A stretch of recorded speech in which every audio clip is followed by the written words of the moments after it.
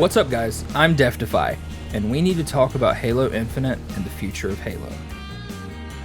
But before we get to that, if this is your first time to my channel, and it more than likely is, and you like the video and you want to see more videos like this from me, do me a favor, like the video, subscribe, and hop into the comments to join the debate. I'm sure it will be intense, despite I'm just trying to have a civil conversation about how I think the fandom needs to handle things going forward. But that being said, let's get into it. So if you've been following Halo news for the last few weeks, you know about the technical test that was done last weekend. And I unfortunately did not get into the technical test. But that being said, it gave me an excellent opportunity to watch my favorite creators play the game, to take in all of the different information and kind of, instead of being overwhelmed with my hype for playing the game, I got to sit back and see how fans liked it and what other creators thought. And while the reception for the most part has been shockingly positive, I'm a little concerned about what I hope is a loud minority of people who are not positive, who are angry, upset with this direction. Especially some people saying that this seems to be more of Halo 5, with the fact that there is still a Spartan link or an ADS mechanic and sprinting and things of the such. And I'm gonna be honest, if those are the big issues you have, I feel like you're ignoring a lot of other major issues in the Halo franchise right now. Issues that need to be talked about, that need to be called out, that I still see videos from time to time talking about, but they don't get nearly the views, nearly the interactions I feel that they deserve for the topics at least being covered in them. And I want to be abundantly clear. While I did buy and play Halo 5, I was very excited for it, like most people. Especially with the ad campaign that was just straight up false. I was hyped as hell thinking the Master Chief was going to be hunted. You'd be playing two different sides of the story. And the campaign for what I got was not that. It was just bad. It had some good characterization moments, like how Blue Team in the three missions that you can play as them are characterized differently from Osiris. I thought that was very interesting and well done. The rest of the game, yeah, dumpster fire, throw it away, don't want it. And the multiplayer has its own modicum of problems. Too many abilities that seem more like filler than actual, that remove skill from the equation. So it feels more like, yes, you can boost around, you can sprint at top speeds, ram opponents with the jets, you can Spartan slam, and all of these are lethal, like, ways of injuring someone, not just shield breakers. You can break shields with them, but they're mostly lethal. Like, I never see a dude just Spartan boost into a guy without, like, trying to do it from behind and kill him from behind. And these abilities feel admittedly more like Call of Duty. And I understand the negativeness behind the reception to those, because it's not Halo. I don't think anything is wrong, though, with the inclusion of an ADS mechanic or a sprint mechanic. I mean, we're forgetting that one of the golden boys of the Halo franchise, Reach, introduced sprint. Yeah, it was a Spartan power. I think that's still, I still to this day think it being a Spartan power is dumb. But I don't think it should also be the most busted ability ever, for sure. Like it was in 5. I have a lot of problems with 5, despite all of that. Weapon balance was problematic. It felt like an esports focused game design instead of just being fun first. There are elements there that are problematic that I do not want to see carried over in Infinite. I'm gonna be really honest. Those elements aren't there. Yes, there is sprint. Yes, there is a Spartan Link like ADS for the BR. Well, the BR always had ADS to a degree, or the AR, the assault rifle. Game over. That's just modernization of gameplay. If we want the Halo games of old, then we can go and play them. They're not going anywhere, and I understand that there's a certain portion of the fan base that wants it to go back to the Bungie era. But I'm going to be real with you for a second, man. Bungie went out to the Eververse Trading Company for cigarettes and hadn't come back yet. But Mama 343 stepped up. And I'm going to be honest, I feel like they're taking better care of us than Bungie would have half-heartedly making games that they don't want to make anymore. And that matters. Like, yeah, 343 hasn't been firing on all cylinders in 5. Like, Guardians was a mess. And it's okay to be critical of that. Just because I'm a fan of Halo doesn't mean that I should blindly love every product they put out. But Halo is their franchise now. And they want it to be good just as much as we do. Like, why would they keep making it if that's the case? Why not move on? I'm okay with the game getting pushed back. I'm okay with the technical test being an old build of the game that's not amazing.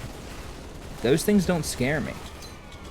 What would have really scared me is if the technical test came out and it was a modernized clone of Halo 5.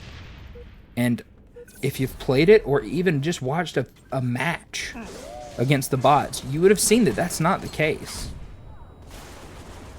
So, like, as a fandom, can we just agree that we want the game to be good? And that, like, let's take a little bit of time and consider what we're looking at? Yeah, there is Sprint in Infinite. Yes, there is ADS. They're modernization, though. They're not done in such a way that it feels like they're ripping off Call of Duty or they're making a clone. They still looked and felt, from what I understand from hearing everyone talk about it, like Halo. And at the end of the day, I feel like that's what's most important here. A game that plays well, mechanically sound, balanced, fun first, and gives us that feeling that we're playing a Halo game that's just new. Not that's tailored to some overbloated expectations, which we all have. Like, none of us are innocent of that. We all have overbloated expectations. And that's okay. We want the game to be good. But we need to take a step back as a community and make sure we are understanding what things we're complaining about and what things we want, because we are never going to be truly satisfied if we're expecting perfection and nitpicking every little aspect to death instead of understanding what modernization of a franchise is. Because they can't just make a clone of past Halos just as much as we don't want them to make a clone of Halo 5. Now, with all of that being said, I mentioned actual real problems that Halo is facing currently that I do think need more spotlight, and that is the obscene bullet magnetization that is in the Master Chief Collection. And Halo 5, in fact. I think I would say that it has a slightly worse case in Halo 5, but it is in all of them. And it particularly affects controller players the most. It's the reason why even on Master Chief Collection on PC, you see 99% of all high-level gameplay is done on a controller, because there is no reason not to. In fact, playing on a mouse and keyboard puts you at a distinct disadvantage. Even though mouse still has bullet magnetization, it's so gross on controller, it makes, like, it's way worse than just aim assist. I'm sure right now I've got clips up on screen showing exactly what I'm talking about. Footage that I took with a buddy of mine showing how just gross it can be. Where you're missing the player altogether and still landing hits, headshots, like shield breaking damage, without actually having to have the skill to put the reticle on player. And that is a problem I do not want to carry over into future Halos. I have played more first-person shooters than I can count, and Halo has the grossest version of that, aim assist.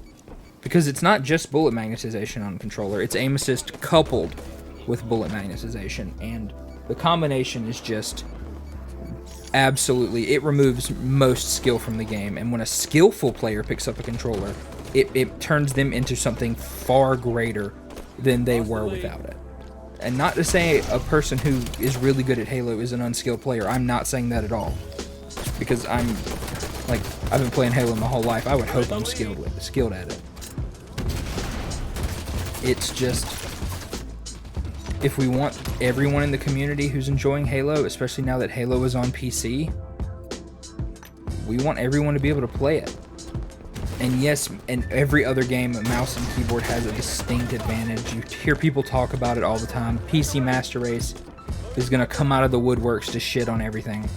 I understand that. But I'm not here to shit on console players. I'm not here to shit on PC Master Race. I'm here to say I want everyone to play the game. I want everyone to be able to enjoy the multiplayer. I want you to be able to choose how you play it.